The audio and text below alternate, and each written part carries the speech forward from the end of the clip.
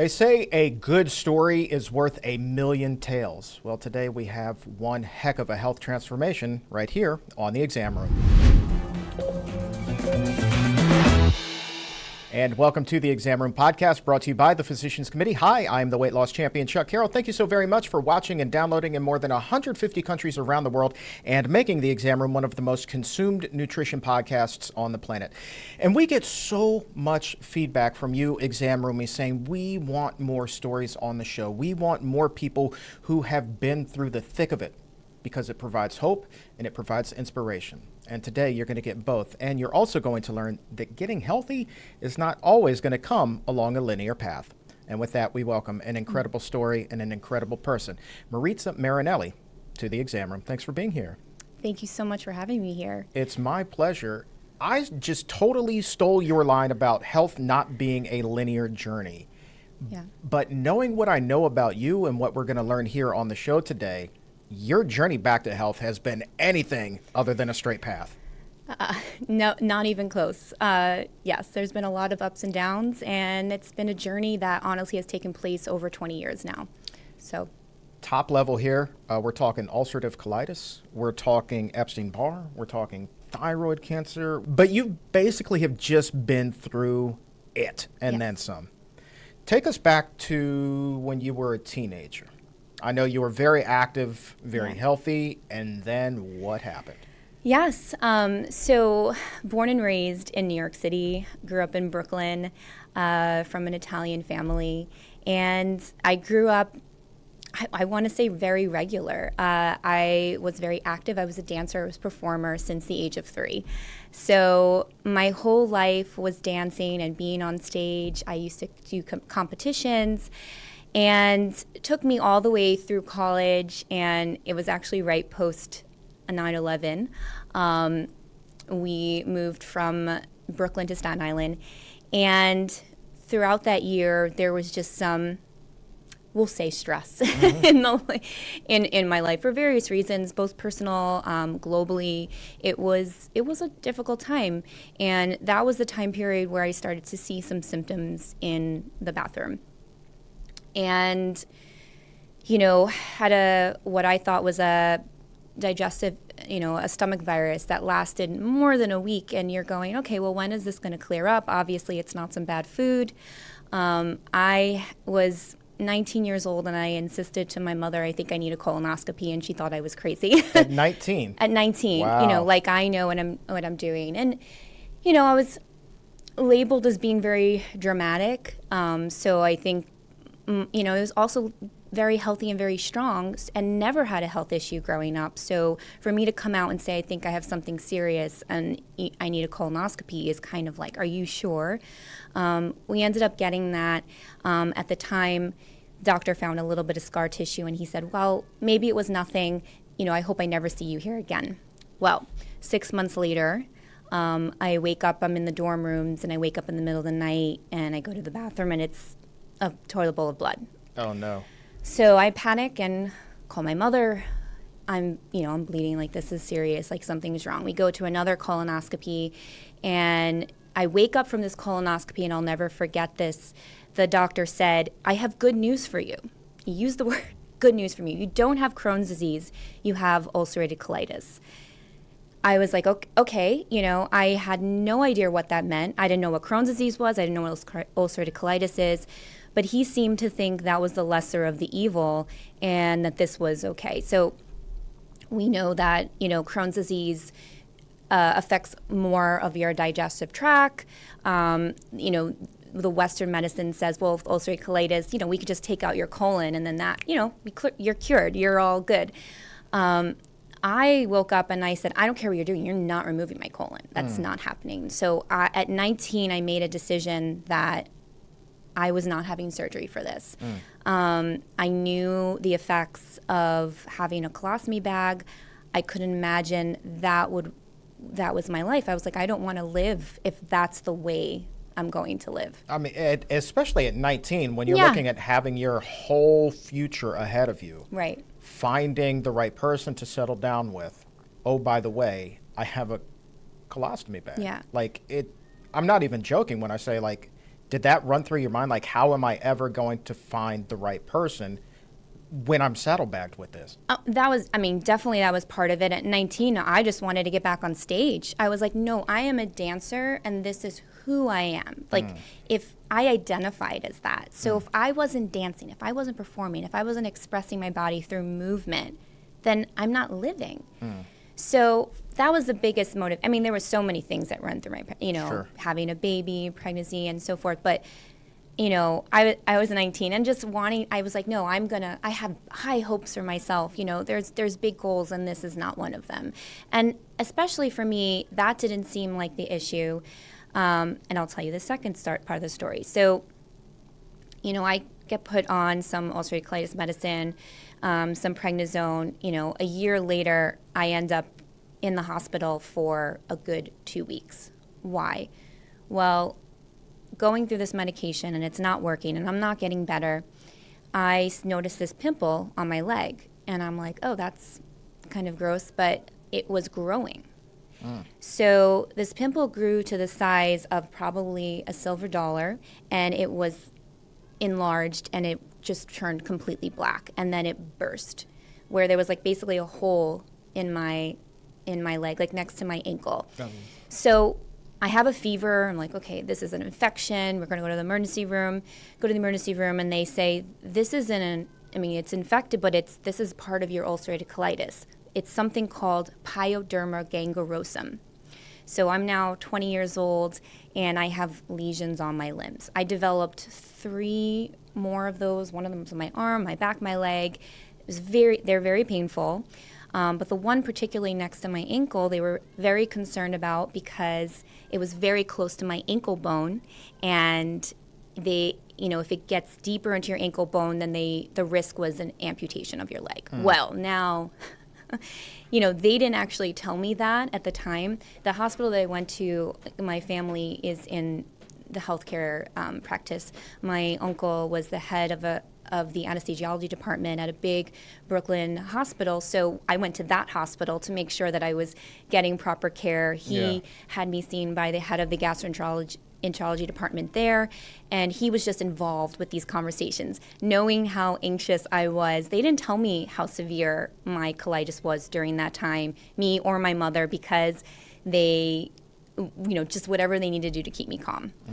So they're monitoring me and, going on.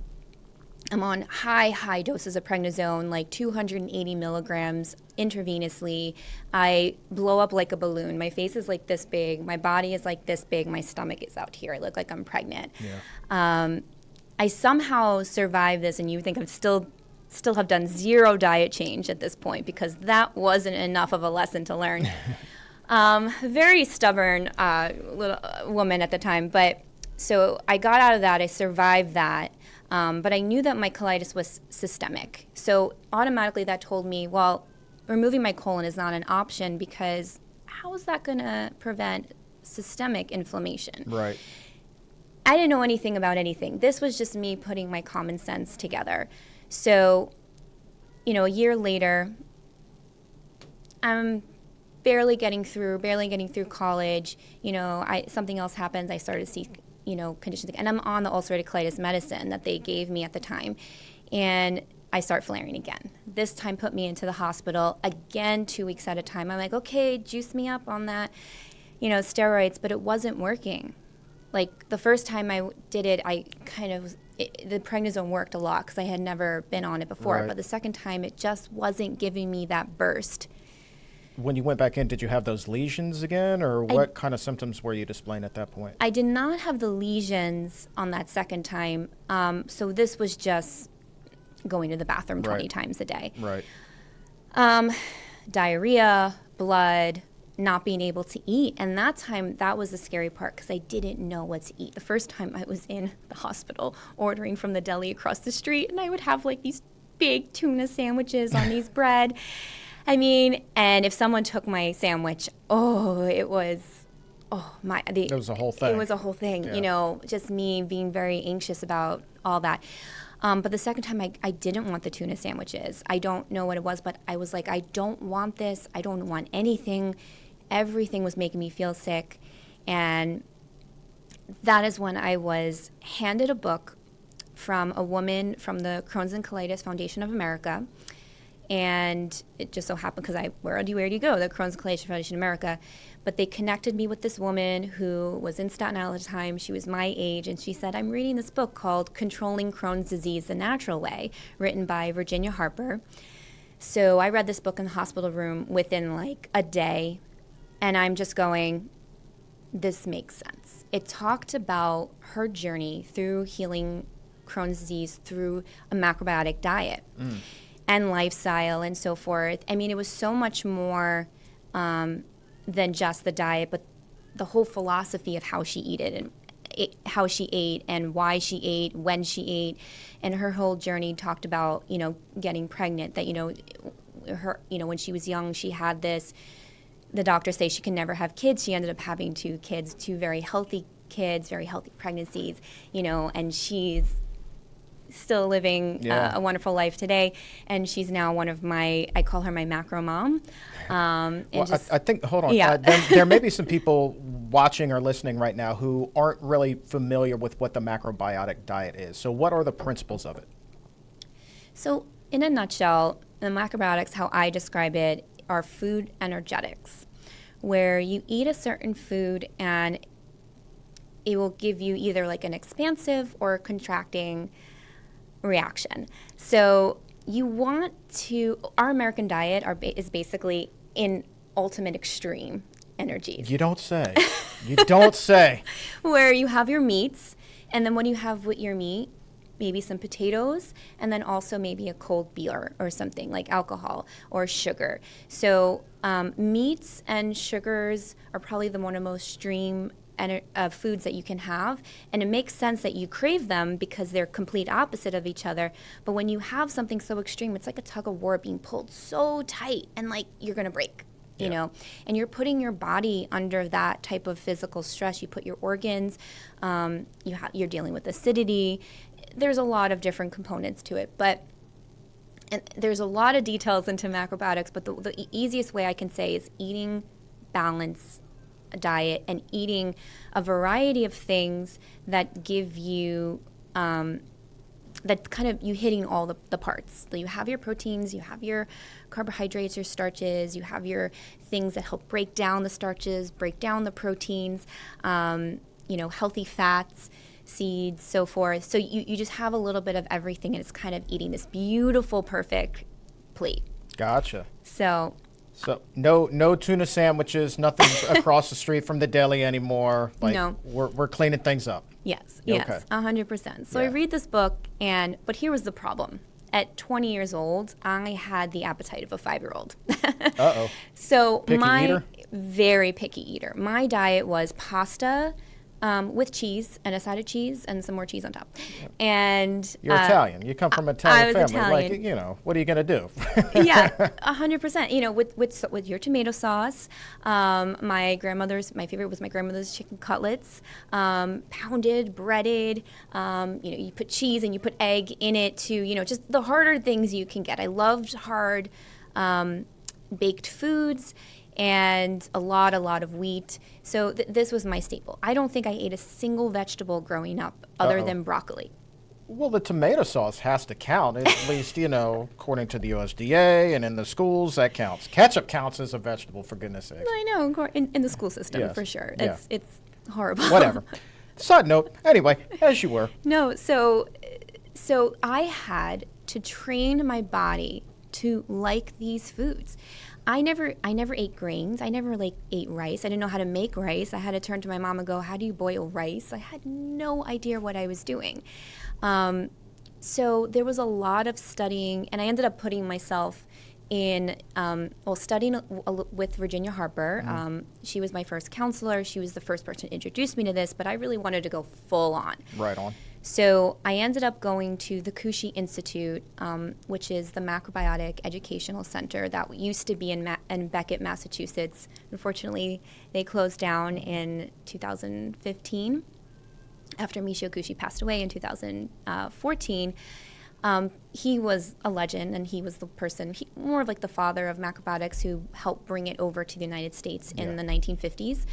But I went there and I studied, not just studied, but I lived there for a period of time to really embody this diet and force myself to eat this food and learn to eat this food. So even if it was just a few bites of something, at least whatever I got into me, I felt like my body was getting used to it day in and day and forth. But anyway, I came back from that Way to Health program, which I think was like 12 days at the time, and whatever little symptoms I had stopped. And then a month later, I came home and I was doing this as much as possible, and I was jumping out of bed in the morning. And if anyone knows me, I am not a morning person at all. So, I was very fit. I was a dancer, but I'm not at 6 o'clock in the morning. But here I am at 6 o'clock in the morning going, I think I'm doing Pilates today. So, good for you. What is wrong with me? I've never felt like this. So this just we have my cat here, so she's the secret guest audience. So this just amplified me wanting to tell the world, I have to tell you what I'm learning because this is amazing and I feel so amazing. So what did I do like any average person was? I'm like, I'm going to compete in the Miss America pageant. Go for it, girl. Set those sights high. So I started out with local competitions. I competed with Miss Staten Island. I ended up placing first runner-up Miss Staten Island, and then I did the sweeper pageant where all the first runner-ups competed against each other across the state. I won that one. All right. And then went to Miss New York State. I ended up placing top 10. I did this whole again next year too, and also won another local title, went to Miss New York, placed top 10 again. Never quite, at that point I aged out because, you're really old at the age of 24. Oh, so old. You're so over the hill. It's all downhill from 24. It's just all downhill. So, but, they advertise this as a scholarship pageant, so by that time, you're supposed to be out of college. But it was a wonderful experience. It gave me a voice. It gave me a platform to get up in front of people with my little crown and with my swimsuit talking about Crohn's and colitis and your bowel movements. Was that awkward?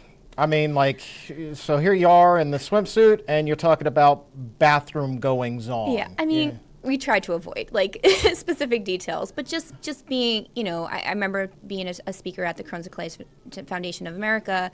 I was on the board for their walk in New York at the time.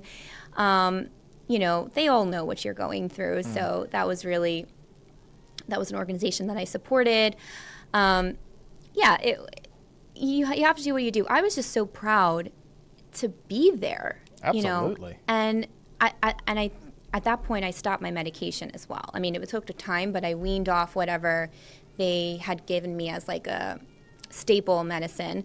And I was just, okay, I'm going to live my life.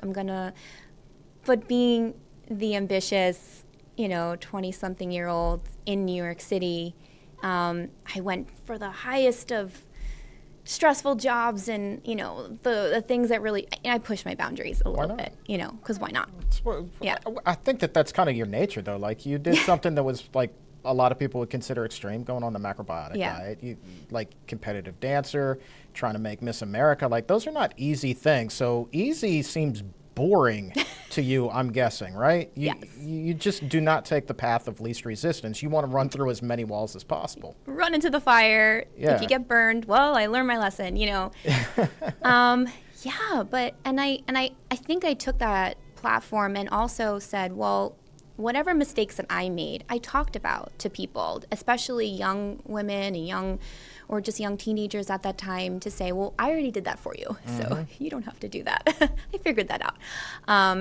I figured there has to be some reason why I'm given this hurdle to overcome, and I knew that it was to help others. I knew that it was to inspire others, and even if it was just one person whose life I can change, I knew that was I saw that becoming my mission. In life. Yeah. That's cool. Yeah. I love that.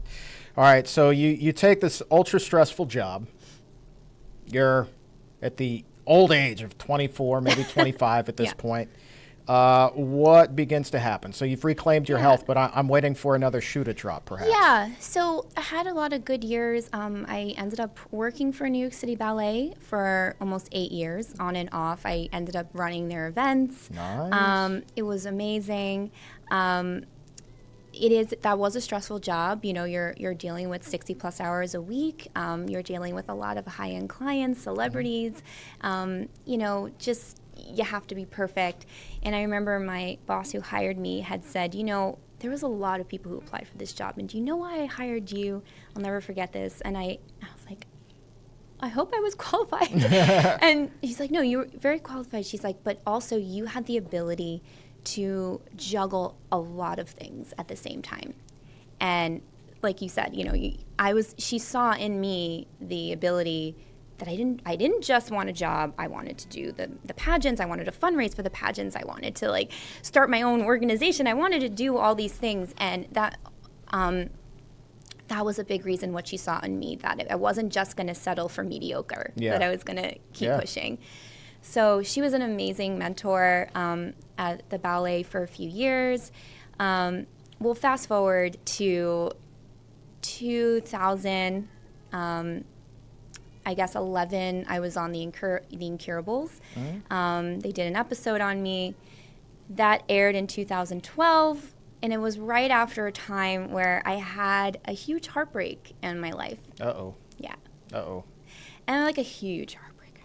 Like this was going to be the one? This was going to be the one. And also our lives were so intertwined also in the macrobiotic community.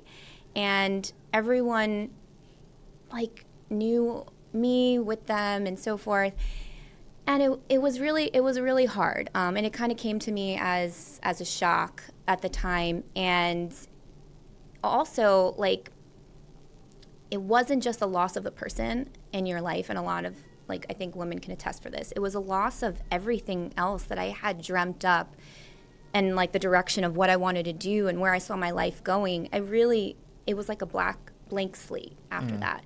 I didn't know what I wanted to do with myself. So I kind of went dark for a little bit. It was a year later or so, year or two later, where I, you know, you're in New York and I'm trying to figure my way out, and I went like this to my neck and I felt this lump here. And it was very hard. I was actually meditating at the time, and you know, in meditation, and I just knew that this did not belong here. Right. So I did not tell anybody for a period. I sat with it. I think I was performing. I was dancing, I was performing in something. I was like, I'm just going to get through this performance. We'll figure it out. Finally went to the doctor, and I said, something's here. And he's like, well, it's probably nothing. I guess we can ultrasound it. I go, yes, we're definitely going to ultrasound it. Right. Do the ultrasound, and the tech was like, oh, it's actually in your thyroid. Okay. Go back to the doctor. Doctor's like, well, it's under like 0.1 millimeters. Like, it's probably nothing. Come back in a year. I go, no. We're going to biopsy this. Like, you have to be your own advocate. Go, girl. Tell like, yes. I mean, do not let these doctors just what they're going to think. So we had it biopsied, and sure enough, it came back that it was papillary. So, well, when you hear that C word over the phone, it's just, everything just shuts down afterwards. Like, right. you just go blank. And believe it or not, I sat with this for a long time. I did say, okay, whatever I'm doing is not working. And on top of that, I started to feel like I wasn't having these flares, but my digestive wasn't doing good. And I also was waking up every morning feeling like I got hit by a truck. Well, let me ask you this. I mean, like, you must have just felt, at least thinking if I were in your shoes, I would just feel deflated, because here you are having battled all the way back from this very serious illness, and now it's just like, what kind of nasty bad karma am I carrying around to have a second thing come my way? Like, what is going on? Why is my body failing me? That would have been just incredibly deflating. Yeah, it was so hard. And I honestly, I had started like a blog at that time. I had started working for people, and I wanted to promote a business. I wanted to help people. I wanted to teach them how to live this lifestyle. How could I tell them that all of a sudden I was having cancer? Like, I don't think people would have understood. And you also don't want to tell people that, you know, hey, I just went through a really big heartbreak. Like, although I'm telling this now, you know, many, many years later, this is like, 2012 and 13. But, yeah, life happens. So I sat with it. I reached out to my like community of people, sought as much advice as I possibly could. And then I said, you know what, I'm just going to move to the Cushy Institute. I was like, I don't know what's wrong with me, but I'm going to move there. And I ended up working there for about a year and a half or more. I was like, I'm just going to be here until I figure out what's wrong with me. And at one point, people said, look, there's a lot of things going on, because you should not be eating like a grain of rice and then getting sick. And then like the minute you have a little bit of a cookie, all of a sudden you're flaring. Like there was a macro counselor who said to me, you need to stop with this macrobiotic for a second, and you need a doctor. Like, there's some deeper things you have to find here to figure out. And again, not that macrobiotics doesn't work. It's just that there's something we're overlooking. Right. So I was like, okay, I'm going to move to the Macrobiotic Institute and figure it out. And like, I left New York, I left the city. I was like, I can't be in the city anymore. I was having like anxiety attacks on the train. I don't know why, but whatever. And you're how old at this point? 29. 29. All right. Not even 30. I wasn't even 30 yet. That is a lot to shoulder in your 20s, man. At the time, I was still working in New York City Ballet. They had wanted me to, I had left to come back. They wanted me to come back. They were prepping me for this full-time position. And I said, you know what? Thank you. And I left. I walked away from that. Wow. So, after 8 years of like building up with this organization that I loved so dearly, I walked away, and I was like, I need to go take care of my health. And I had no idea what I was doing. And I had no money either, by the way. So yeah, that's just a lot for somebody in their 20s to be shouldering. You're supposed to be figuring out life at that age, but then you're figuring out life, and then all of this is also happening simultaneously. Yeah, there's something about, and they say, side note, but you can't create when you're in survival mode. When you're in survival mode, that's all you have to worry about. And then there's another quote that I really like that says, men have thousands of problems, but if you don't have your health, you only have one problem. I don't remember who said this, but I saw this on an Instagram, and I absolutely loved it because it's absolutely true. Yeah. There was nothing else. My job didn't matter. I had to walk away from my family. I had to walk away from any other relationships I had in New York. I just had to put all of my attention into my health, because I wasn't going to live. If I'm not alive, then what's the point? Right. Right. So I'm at Cushy Institute. A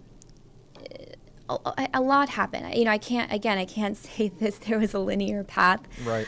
I did decide about a year and a half later, I woke up, I was doing the conference at the Cushy Institute.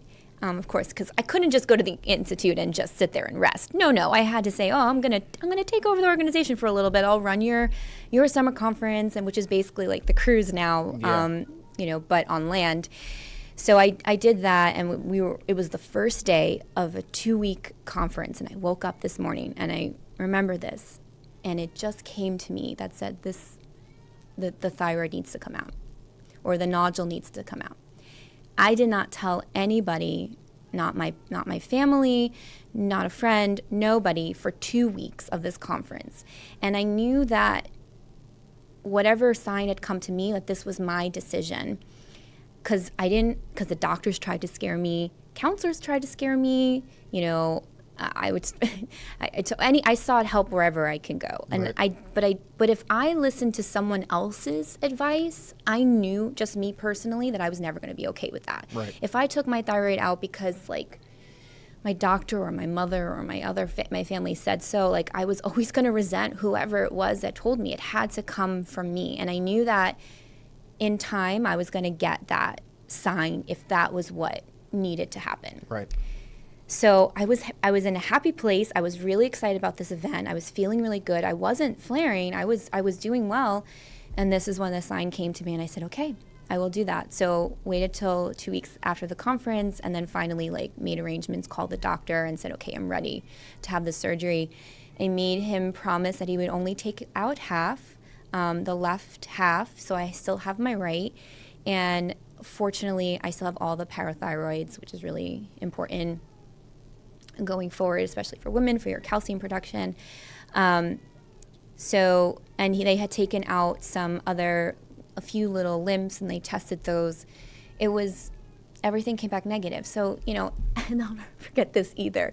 They make it sound so casual. Like afterwards, he's like, well, it was just the 1 centimeter, it was just under a centimeter, and, it wasn't anything else anywhere else. It was encapsulated in a very hard shell.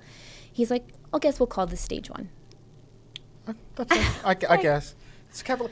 But in the doctor's defense, I mean, this is something that they deal with day in and day out, and you're going to develop a callus, and it's not their life. But for you, I mean, this is very much like, oh my God, this is my body, this is life, this is death. Like, Yeah. Yeah. Yeah.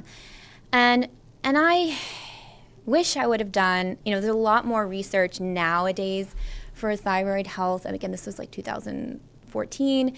I want to say sometimes I think I'm like, oh, what if I would have known what I know now, would I have done something differently? I like to believe in like a higher power too that has guided me through this, and I think it was meant to come out. Like I said goodbye to my thyroid. Like I had a whole like ritual, because you're losing body parts. Like we cut body parts out of ourselves like it's like left and right. Like you don't need your appendix, that's fine. Like you don't need that colon. Yes, it's there for a reason. I mean, it should only be the absolute last resort. Like if you're literally gonna die if you don't take this out, but try everything else first. Yeah. So. But that's why, so this was my decision. That's why I still wanted half. I was like, I think I can work with half. I think I can still make that work for me. I didn't need thyroid medicine for a long time. My levels were still good. Whatever I was doing was good. It wasn't until about 6 months after where my period started getting a little funky. And, I'm only at this point like 31, 32. Yeah. So it shouldn't be doing some weird stuff. But there's a lot that we don't know about our thyroid, that it's still being discovered medically, but we know that it has a lot to do with your hormone production, and your hormone has to do with your fertility, has to do with your body temperature. Just they regulate everything. So it's been a journey figuring that out, and I'm going to be honest, I'm still figuring that out. I will say I'm not on thyroid medication. Good. So I've managed that, but there is still a lot of stuff that I'm still figuring out. Now that more and more people are talking about it, it's more at the forefront. I am still trying to connect with people who can help me. If anyone knows anything, like reach out to me. Well, how long ago was this now? I mean. So this was 2000. I had it removed October 2014. Okay. So we're a decade removed from a little over a decade. Yeah. Wow. It seems like at some points it's still hard for you to talk about some of this stuff. I noticed some pauses and just like some heavy reflection momentarily, and it's just like I just kind of want to like give you that hug and just let you know you're doing okay. You're going to be okay. Yeah. Just keep going. Yeah, it is.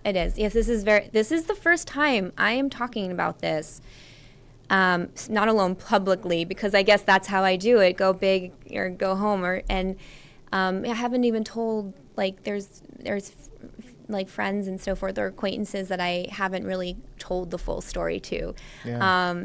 So, it's just a lot, because, when I going through this, there's going to be people who don't understand what you're going through and who are going to leave your life. Yeah. And that's going to be really hard. And you're going to have to grieve that and process that. And then find your people, your tribe, your community, and lean a little bit more on them. And you will.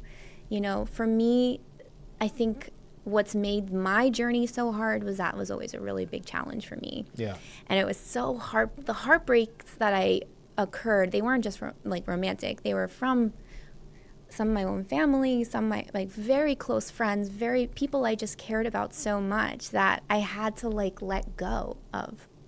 So what was the deal? Are they just bringing drama to your life at that point that you just didn't have the capacity to help deal with? Or were they like suggesting things that you knew wouldn't work and they were being stubborn about it? Or like, why did you feel the need to walk away from them? When I was young, in my 20s, when I first started Macrobiotics, I had friends who would just tease me. Like, we'd go to the beach and they'd be like, oh, Marisa, look, there's your lunch because there's some seaweed over there. It's supposed to be funny. But the thing was that I didn't, like, I'll be honest, I wasn't like, I really want to change my diet. I really want to give up that pizza. I really wanted to give up that burger. I didn't really want to. Yeah. And then that's the honest truth. I didn't really want to. I just wanted to be blended in with everyone else and do what everyone else was doing and go out and have a good time and go to this party and dance and have fun. Like, that's all I wanted to do. And I couldn't, So for me, it was really hard emotionally for a long time to accept that this was my path and this is who I am, and then be okay with that. Yeah. And then say, okay, well, if there's someone in my life who doesn't agree with the way I'm living or doesn't support that, it's okay that, we won't be as close or we won't travel the same path. And I'm learning to let go more. Yeah. Energetically in Chinese medicine, the emotion of the colon is all about letting go. Well, that makes sense for a number of reasons. Yes, it does. Yes. For a number of reasons. Because it's your elimination pathways. That's what the colon does. So, yeah. And part of me thinks that when we step away from people, where we let them out of our lives, I think that if they're being negative, a lot of that is just they don't understand. People haven't walked in your shoes. Yeah. But for somebody in their 20s, especially, as you were saying, going through that, and it's so fresh and it's so raw, and you're just doing this in an effort to heal your own body, the jokes aren't going to land well. And it's hard to have that conversation of, hey, like, I'm just doing what I need to do. And it's a whole thing in your 20s. It's a whole thing. And it's a whole thing in your 40s, where I'm at now. Like, it's still a thing. Yeah. But I just wish that people could pause and think a little bit more before they spoke. Words carry a lot of power. I identify, I guess, as an empath and sometimes an intuitive and highly sensitive, like an HSP, highly sensitive person, which is a thing. Apparently 20% of our global population are HSPs, highly sensitive people. And it's very hard to live in a society where you are so susceptible to every type of sensation. Yeah. And it will trigger you, and it's not a person, like, think people looked at me and identified as a personality disorder. Oh, that's Marisa. She's just, whatever. Right. And not realizing that I was having physical reactions to some of these things of just energies that I was picking up on people. Gets a little, I guess, people want to say in the woo-woo side, but it was happening and I didn't understand why it was happening. To me. So we'll fast forward a little bit. I took myself completely out of the city and moved to Maine. That's a departure. Yeah. And I was there. I was like, let's stay here for about a year or so, see how that goes. 8 years later, and I was still there. This little island off the coast of Maine. And I just found incredible community there. And I ended up having this support system and these healers of just amazing, like, chiropractors, acupuncturists, like spiritual workers, Reiki workers, and I just kind of had that be my safe haven for a good, 8 years, and figuring out again. It's like I went and I was very quiet, you know. What do they call it? Like the night of the dark soul or something, where you kind of go into like the deep quiet. That's how I call that the Aaron Rodgers darkness retreat. But yeah, I got you. So Yeah. you go 8 years and then you Yeah. come out of your shell again, right? Because Yeah. when you came out of your shell the second time, Yeah. you started working for, you mentioned the cruise earlier. We should say it's the Holistic Holiday at Sea Cruise, Yeah. which is literally the biggest vegan party on the sea, straight up 100%. Yeah. Like, which is pretty cool. Yeah. Has a lot of healers on board there too. What attracted you to that job? Yes. So this was all post-pandemic because a lot happened, course. post-pandemic, and your health suffers post-pandemic. But I survived that, managed to figure a lot of things out. We'll just sum it up that way. And I started to get the itch of like, I think it's time that I need to get out of Maine. And this job kind of found me. And, I had known of Sandy Pucal for a very long time. We were always connected through the macrobiotic community, and he knew that this is the work that I do, that I do this as a profession. Yeah. And he reached out and said, what are you doing? You want to come work? And it was beyond an honor. Yeah. And I mean, I literally, I feel like I felt it. I was like, oh my goodness, like this, I'm supposed to do this. And this finally, these paths of, the healing that I went through, the knowledge that I gained through that, plus my professional career. And when I was in Maine, like I did anything but work for healing organizations. Like I literally had to take a break from that. But my profession, just as in my business and running events and developing, producing them, it all is kind of merging together. Cool. And it just felt completely organic. And I'm like, this is what I'm supposed to be doing. Yeah. Wow. Yeah. You strike me as the kind of person who is built to last. Like, it's like when something comes up, you face it and you keep moving and you figure out how to face it.